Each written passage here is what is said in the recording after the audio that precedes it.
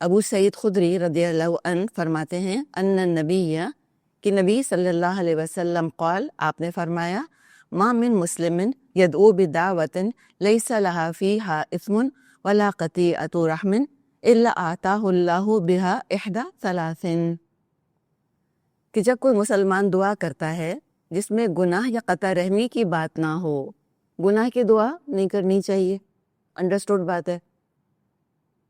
دوسری چیز یہ ہے کہ قطع رحمی کی دعا نہیں کرنی چاہیے، یعنی رحمی رشتوں کے خلاف بد دعا نہیں کرنی چاہیے۔ تو اگر یہ ایسی دعا نہیں کرتا تو اللہ تین چیزوں میں سے ایک چیز اس کو ضرور ہی دیتا ہے، یعنی قبولیت کی شکلیں کتنی ہیں؟ تین شکلیں ہیں دعا کی قبولیت کی۔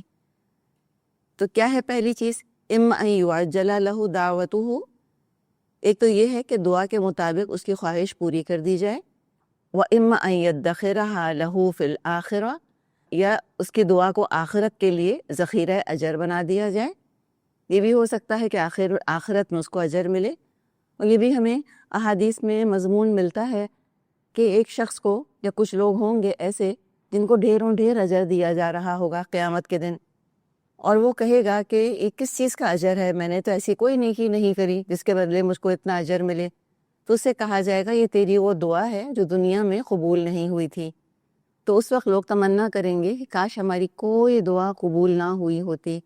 اور آپ یہ دیکھیں کہ ہم جو مانگتے ہیں ویسے کا ویسا، اور اس ٹائم کے اندر جو ہم نے ٹائم فریم فکس کیا ہوتا ہے، اگر ہمیں اپنی ایگزیکٹ ریکوائرمنٹ کے مطابق دعا قبول ہوتی نظر نہیں آتی تو اس وجہ سے کتنے لوگ اللہ سے بدگمان ہوتے ہیں، کتنے لوگ دین سے بدگمان ہوتے ہیں، کہتے ہیں what has Allah given me, میرے دین نے مجھ کو کیا دیا۔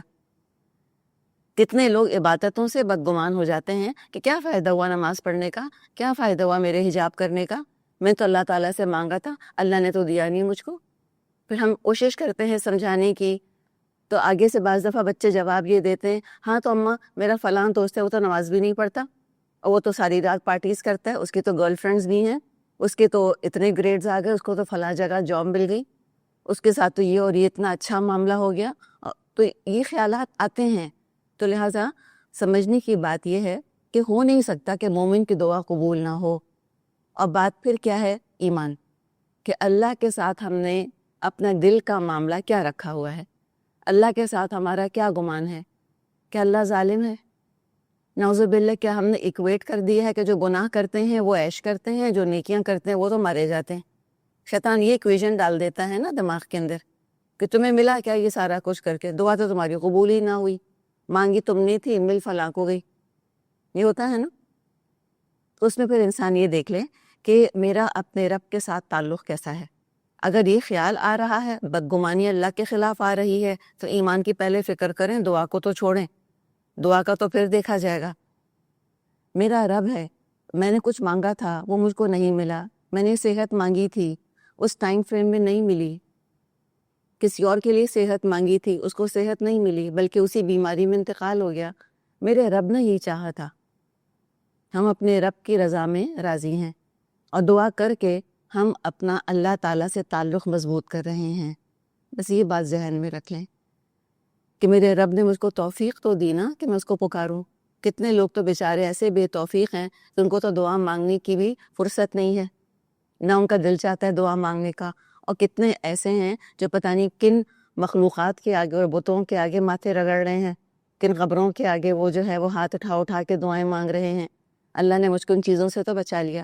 اور یہ بعض دفعہ ہمارا اپنا جو پرسیپشن ہوتا ہے دعا قبول نہ ہونے کا، اس سے بھی شرک پیدا ہو جاتا ہے۔ پھر لوگ کہتے ہیں اچھا اللہ تو نہیں سنتا، چلو فلاں بزرگ سے مانگتے ہیں جا کے، اللہ نے تو مانی نہیں، میں تو حج کرنے گئی تھی یا میں تو عمرہ کرنے گیا تھا، اتنی دعا کی تھی اتنی دعا کی تھی، میں نے تو 4 عمرے کی اور اس میں یہ دعا مانگی تو دعا تو قبول نہیں ہوئی۔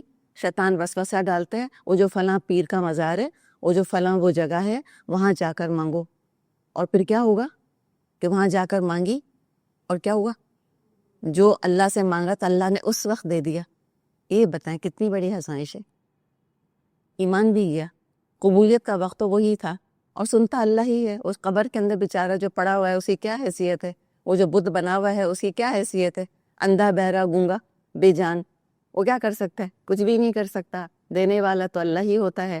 لیکن شیطان اس طرح سے معاملہ کر کے انسان کا ایمان ختم کر کے بہا کے لے جاتا ہے۔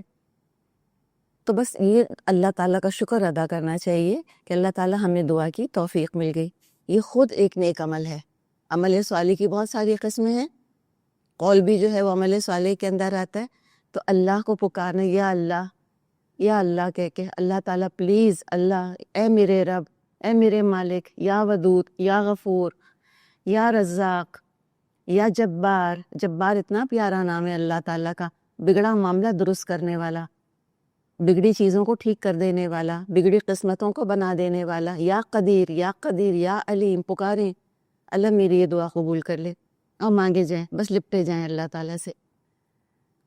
تو لہٰذا کبھی دعا کہ جو ہم اپنی شرطوں کے ساتھ دعا مانگتے ہیں نا، کہ اللہ ایگزیکٹلی یہ اور اس ٹائم کے اندر مجھ کو بس یہ مل جانا چاہیے، یاد رکھیں یہ دعا ہے، حکم نہیں ہے۔ ہم اللہ تعالیٰ کو آرڈر نہیں دے رہے، کوئی ٹیک آؤٹ آرڈر نہیں ہے کہ ہم نے جو ٹیک اوے جو ہے وہ فوڈ پینڈا وغیرہ کو آرڈر دے دیا اور ایگزیکٹ ہمارے ٹائم فریم کے اندر 45 منٹس کے اندر ایگزیکٹ وہ چیز ڈیلیور ہو گئی جو ہم نے مانگی تھی۔ یہ ہم غلام ہیں، غلام، ہم اپنے آقا سے التجا کر رہے ہیں، درخواست کر رہے ہیں۔ تو اس چیز کو ذہن میں رکھیں، مخلوق کا اللہ پہ کوئی حق نہیں ہے، جو دیتا ہے اس کا کرم ہے، اس کی نوازش ہے، اس کا فضل ہے۔ اور اللہ تعالیٰ سے دعا مانگنے کی توفیق خود بہت بڑا فضل ہے۔ تو یہ التجا ہے، التجا۔ اور پھر جب ہم نے مان لیا کہ اللہ تعالیٰ ہر چیز پر قادر ہے، ہر چیز کا اس کو علم ہے، اور اس حساب سے دعا میری نہیں قبول ہوئی جو میں نے اسپیسیفیکیشنز رکھی تھیں، تو اللہ کا علم تو میرے علم سے زیادہ ہے نا۔ اللہ تعالیٰ تو جانتا ہے، میں تو نہیں جانتی۔ انک تعلم ولا اعلم، اللہ تو جانتا ہے، میں نہیں جانتی۔ پتہ نہیں کیا کیا بھلائیاں اللہ تعالیٰ نے رکھی ہوں۔ ایک غم سے پتہ نہیں کتنا خیر ہے بعض دفعہ جو انسان کی زندگی میں آ جاتا ہے۔ تو بات یہی ہے کہ نمبر 1 کیا ہوتا ہے، دعا خواہش کے مطابق پوری ہو جاتی ہے تو ہم تو بڑے خوش ہیں اس کے اندر، یا دعا کو آخرت کے لیے ذخیرہ بنا دیا جاتا ہے، ذخیرہ اجر، تو ہم بے حد خوش ہوں گے قیامت کے دن۔ لوگ تمنا کریں گے کاش ہماری ایک بھی دعا قبول نہ ہوئی ہوتی، ہم کو سارا اجر آج ہی ملتا۔ یا کیا ہوتا ہے، وَإِمَّا أَن يُصْرِفَ عَنْهُ مِنَ السُّوءِ مِثْلَهَا، یا دعا کے برابر کوئی مصیبت ٹال دیتا ہے اللہ تعالیٰ، اس کا بھی ہمیں کیا پتہ چلتا ہے، پتہ نہیں کیا ایکسیڈنٹ ہونے والا تھا، پتہ نہیں اس سے بڑی کیا بلا اور آنے والی تھی، اللہ تعالیٰ نے اس دعا کے ذریعے اس بلا کو دور کر دیا۔ اللہ تعالیٰ کا کرم ہی کرم، احسان ہی احسان۔ قالو، جب صحابہ نے یہ بات سنی تو فرمایا اذن نکثرو، پھر تو ہم بہت دعائیں مانگا کریں گے، کثرت سے دعا کریں گے، بہت دعا کیا کریں گے، کانٹا بھی چبھے اللہ گناہ معاف کرتا ہے، اور اس کے لیے بھی دعا کریں اللہ سے کہ اللہ یہ میرا کانٹا نکال دے۔ جوتے کا تسمہ بھی اگر ٹوٹ جائے یا کھو جائے، کہتے ہیں اس کے لیے بھی حدیث میں آتا ہے اس کے لیے بھی اللہ سے دعا کرو کہ اللہ میری جوتے کی لیس، اللہ تعالیٰ اس کے ساتھ خیر کا معاملہ کر۔ ہر چھوٹی چیز کے لیے، ہر بڑی چیز کے لیے اللہ کو پکاریں۔ یہ ایک تعلق ہم بنا سکتے ہیں اپنے رب کے ساتھ۔ دعا مانگنے کا کوئی پروٹوکول نہیں ہے، جیسے کہ نماز کا تو پروٹوکول ہے، وضو کریں گے، خاص لباس پہنیں گے، خاص رخ پر ہم کھڑے ہوں گے، خاص اس پہ ہم کچھ ایکشنز کریں گے۔ دعا تو کھلی عبادت ہے، ہر پل ہر آن دعا کر سکتے ہیں۔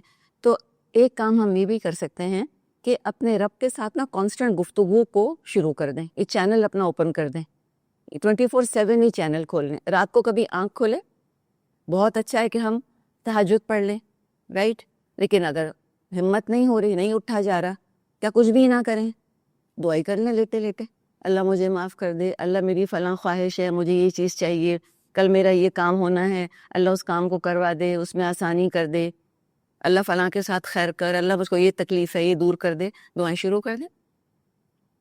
تو یہ چینل کھلا رکھیں، کوئی مشکل، کوئی پریشانی، کوئی خوشی ہو، اب ہمیں کوشش انشاءاللہ یہ کرنی ہے کہ سب سے پہلے ہم جس سے بات کریں وہ اللہ ہے۔ سب سے پہلے ہم بھاگتے ہیں نا سیل فون کی طرف کہ جلدی سے میں فلاں کو میسج دے دوں، یہ کام ہو گیا۔ پہلے الحمدللہ کہہ کے، پہلے انا للہ و انا الیہ راجعون کہہ کے، پہلے اللہ کو پکاریں، اس کے بعد پھر کسی اور کی باری۔ انشاءاللہ تعالیٰ پھر ہم دیکھیں گے کہ کتنا اللہ سے ہمارا تعلق خوبصورت سے خوبصورت ہوتا چلا جائے گا. یہ ہے نا انی قریب.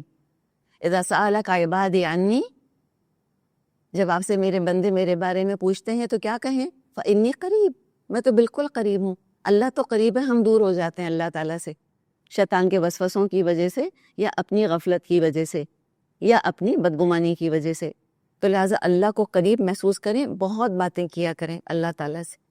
وہ تو کیا ہماری وہ تو سرگوشیاں بھی سنتا ہے. تو کہا صحابہ نے کہ اذن نکثروا، پھر تو ہم بہت دعائیں مانگا کریں گے. قال، آپ صلی اللہ علیہ وسلم نے فرمایا اللہ اکثر. آپ نے دیکھے رائم کتنا پیارا کیا. اذن نکثروا، آپ نے فرمایا اللہ اکثر. آپ نے فرمایا اللہ کے خزانے بہت زیادہ ہیں، تو مانگتے مانگتے تھک جاؤ گے، وہ دیتے دیتے نہیں تھکے گا. تو کبھی بھی اپنے غم کو بدگمانی کا ذریعہ نہ بنائیں. لیکن خوشی میں تو ہم سبھی خوش ہو جاتے ہیں نا، ہم نے جو مانگا مل گیا ہم تو بہت ہی خوش ہوتے ہیں، بہت ہی اللہ پر پیار آتا ہے. یہ بھی بہت اچھی بات ہے الحمدللہ کہ ہم کریڈٹ خود نہ لیں، اللہ کو دیں کہ میں نے دعا کی تھی نا، اللہ نے قبول کی ہے. اصل بات کیا ہوتی ہے کہ دعا قبول ہو گئی ہے، ہمیں نہیں پتہ چلا کہ قبول ہو گئی ہے. یہ ہوتا ہے نا مسئلہ اس کے اندر. تو اس حدیث کی روشنی میں یقین کریں کہ قبول ہو گئی. پتہ نہیں کیا بلا آنے والی تھی جو ٹل گئی. ظاہر ہے جو what you don't know you don't miss. جب آپ کو پتہ ہی نہیں کہ کیا بلا آنے والی تھی تو ہم اس میں شکر بھی کیا ادا کریں گے. وہ تو اللہ ہمارے نبی صلی اللہ علیہ وسلم کو اجر دے جنہوں نے ہم کو یہ خبر سنا دی. ہمیں کبھی بھی نہ پتہ چلتا کہ میری دعاؤں کی وجہ سے پتہ نہیں کتنی بلائیں ہیں جو مجھ پر سے اور میرے پیاروں پر سے ٹلی ہیں. تو الحمدللہ پہ یقین انسان کو یہ رہتا ہے اور انسان پھر گھبراتا نہیں ہے، پھر وہ اچھے وقت کی امید میں بیٹھا رہتا ہے، انتظار کرتا رہتا ہے. تو جب دعا قبول جلدی سے نہیں ہوتی تو پھر کیا کرتے ہیں؟ صبر کرتے ہیں. اور ان اللہ مع الصابرین، یقیناً اللہ صبر کرنے والوں کے ساتھ ہے. اور جنت میں داخلہ کس وجہ سے ہوگا؟ بما صبروا، ان کے صبر کی وجہ سے ہوگا. تو اللہ تعالیٰ سے مانگے جائیں. حدیث ہے ان ابی ہریرہ، ابو ہریرہ رضی اللہ عنہ، ان النبی، نبی صلی اللہ علیہ وسلم سے روایت کرتے ہیں، قال، آپ نے فرمایا، رغم انف ثم رغم انف ثم رغب انف. آپ نے فرمایا ناک خاک آلود ہو، پھر ناک خاک آلود ہو، پھر ناک خاک آلود ہو. کس کی؟ من ادرک ابویہ عند الکبر احدہما او کلیہما فلم یدخل الجنہ. اس شخص کی جس نے بڑھاپے میں اپنے والدین کو پایا، پھر ان میں سے ایک کو یا دونوں کو، اور پھر ان کی خدمت کر کے جنت میں داخل نہیں ہوا. مراد کیا ہے کہ والدین کا بڑھاپے میں خیال رکھنا چاہیے. ایک اور حدیث ہے، یہ حدیث جو ہم نے کی ابھی مسلم میں ہے. اگلی حدیث ابن حبان میں ہے، ان ابن عباس ان النبی، ابن عباس رضی اللہ عنہما روایت کرتے ہیں نبی اکرم صلی اللہ علیہ وسلم سے، قال، آپ نے فرمایا، البرکۃ مع الاکابرکم، برکت تمہارے بزرگوں کے ساتھ ہے. برکت سے کیا مراد ہے کہ جب گھروں میں بزرگ ہوتے ہیں، کمزور ہوتے ہیں، تو اللہ تعالیٰ کو ان پر رحم آتا ہے، اللہ کو پیار آتا ہے. تو جب اللہ تعالیٰ کو اس شخص کے اوپر، اس انڈیویجول پر رحم آئے گا، پیار آئے گا، تو ظاہر ہے وہ جس گھر میں رہ رہا ہے اس گھر والوں پر بھی اللہ کو پیار آئے گا، اس گھر والوں پر بھی اللہ تعالیٰ کا رحم ہوگا. تو گھروں میں بڑے بوڑھوں کا ہونا یہ بھی اللہ تعالیٰ کی بڑی رحمت ہے. تب یہ دعا دیکھیے، سورۃ بنی اسرائیل میں یہ دعا ہے، آیت نمبر 24. دعا سکھائی ہے کہ ہم یہ دعا کیا کریں اپنے والدین کے لیے، ربی، اے میرے رب، ارحمہما، تو رحم فرما دونوں پر، رب ارحمہما، اے میرے رب تو رحم فرما ان دونوں پر، یعنی ماں، میری ماں اور میرے والد پر. کیسے؟ کما ربیانی صغیرا، جیسا انہوں نے مجھ کو پالا تھا جب میں چھوٹا تھا. بچپن میں جیسے پیار سے، محبت سے اور خلوص کے ساتھ اور شفقت کے ساتھ انہوں نے مجھ کو پالا، اللہ تو بھی اسی طرح ان کی ضروریات پوری کر دے، ان کی حاجات پوری کر دے. اللہ ان کی کمزوری پر تو رحم کر، جیسے انہوں نے میری کمزوری کی حالت میں مجھ پہ رحم کیا تھا. بعض دفعہ اولاد کو والدین کے رویوں سے بڑی بڑی شکایت ہو جاتی ہے، اور یہ وقت کے ساتھ لگ رہا ہے جیسے کہ یہ رویہ بڑھتا چلا جا رہا ہے، اور اس کی وجوہات ہم ڈسکس کر چکے ہیں۔ ہر دور کا اپنا ایک مزاج ہوتا ہے، ایک ایٹیٹیوڈ ہوتا ہے، ہر دور کا اپنا ایک سمجھیں کہ فلیور ہوتا ہے۔ جس دور میں ہم اس وقت رہ رہے ہیں جو 21 سینچری کا فلیور ہے، بلکہ پچھلی صدی کے آخر سے جو معاملہ شروع ہوا ہے وہ انڈیویجولزم ہے، انفرادیت پر بہت زور ہے، اپنے حقوق کا احساس ہے۔ اب وہ اچھا ہے یا برا ہے وہ الگ ایک کہانی ہے، بہرحال یہ فلیور ہے، یہ ہمیں محسوس ہوتا ہے، یہی سلوگنز ہیں۔ سینس آف انٹائٹلمنٹ ہے لوگوں کے اندر، اپنے حقوق کے بارے میں بہت زیادہ حساس ہیں، اپنی ذات کے بارے میں بہت زیادہ حساس ہیں، اور ظاہر ہے یہ چیز ہے وہ ماحول سے انکلکیٹ کی جاتی ہے، یہ چیزیں پروپیگیٹ کی جاتی ہے، پروپیگیٹ کرنے کے بعد وہ ذہنوں کے اندر راسخ کی جاتی ہے کہ سب سے اہم تم ہو دنیا میں اپنے لیے، you are most important, do what you want to do, what do you think about it, how do you feel about it, یہ ہو گیا ہے نا۔ تب اس میں ہوا کیا ہے کہ جب اتنا زیادہ افراد کی اپنی شخصیت پر فوکس کیا گیا ہے، اتنے ہی زیادہ لوگ حساس ہوتے چلے گئے ہیں، اور جتنے زیادہ حساس ہوتے چلے گئے ہیں اتنا زیادہ ایک سینس آف انجسٹس ان کے اندر آنا شروع ہو گیا کہ ساری ناانصافی تو میرے ہی ساتھ ہوئی ہے، I am always getting the short end of the stick, میں ہی سب کا خیال کرتی رہوں، میرا تو کوئی خیال ہی نہیں کرتا، یہ انداز پیدا ہو گیا ہے۔ اور جیسے بھی ہم نے بات کی کہ ایک سینس آف انٹائٹلمنٹ کہ سب کو میرا خیال کرنا چاہیے، میرے جذبات کا خیال کرنا چاہیے، میں بھی تو ہوں، کوئی میرے بارے میں کیوں نہیں سوچتا، یہ انداز بنتا چلا جا رہا ہے آج ہمارے ہاں۔ تو اس میں پھر خاص طور پہ جو والدین کے ساتھ آج کل تعلقات جو ہیں وہ اس طرح کے نہیں رہے جیسے کہ دنیا جب سے بنی تھی اس وقت سے لے کے اب تک تھے۔ یہ حقیقت ہے کہ بہت کچھ جو ہے بدلا ہے ان گزشتہ سمجھیں کہ 50 سالوں میں، جو پہلے کبھی بھی نارم نہیں تھا۔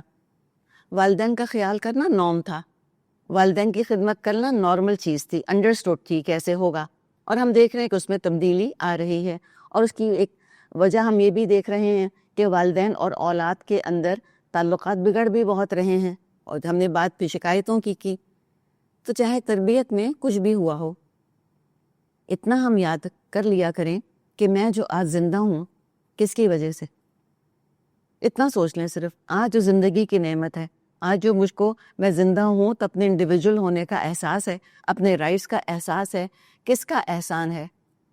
ہم تو بھوک سے مر جاتے، سچی بات ہے۔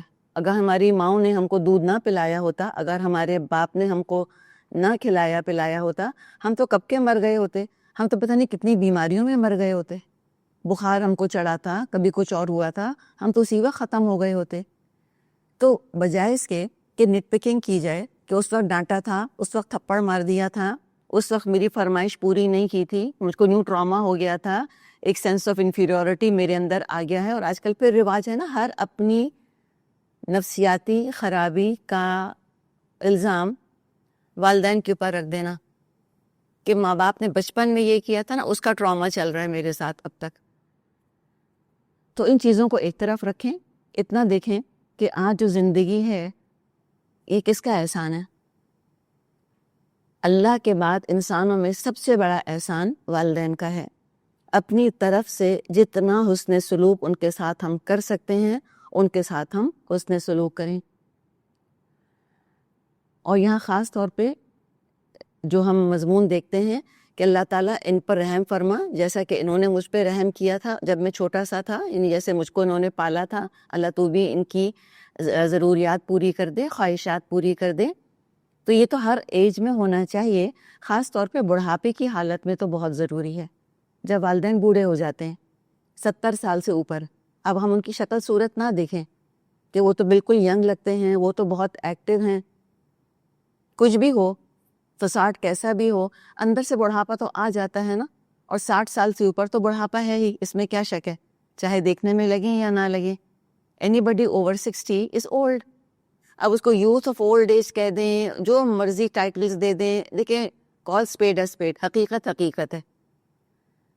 تو ایسے میں مزاج کے اندر بھی تغیر آنے لگتا ہے، اور عام طور پہ جو تبدیلی آتی ہے مزاج میں بڑھاپے کے ساتھ وہ مثبت نہیں ہوتی، عام طور پہ منفی ہی ہوتی ہے، پازیٹیو چینج نہیں آتا عام طور پہ مزاج کے اندر، نیگیٹو چینج آتا ہے، غصہ تیز ہو جاتا ہے، چڑچڑاپن آ جاتا ہے، پھر وہ بدگمانیاں کرنے لگتے ہیں، اور غصہ کس پہ نکالیں گے والدین بتائیں؟ اولاد کے اوپر. بدگمانی کس سے کریں گے؟ اولاد سے کریں گے. تو یہ بھی ہم اگر ہم اولاد ہیں تو ہم اپنے ذہن میں اس بات کو رکھ لیں کہ ماں باپ کی خدمت تو ہم کر سکتے ہیں، ہو سکتا ہے ماں باپ کو خوش نہ کر پائیں، اپنی طرف سے خدمت کرتے رہیں. ماں باپ خوش ہو گئے تو الحمدللہ یہ نقد صلہ مل گیا دنیا میں، اللہ آخرت میں بھی دے.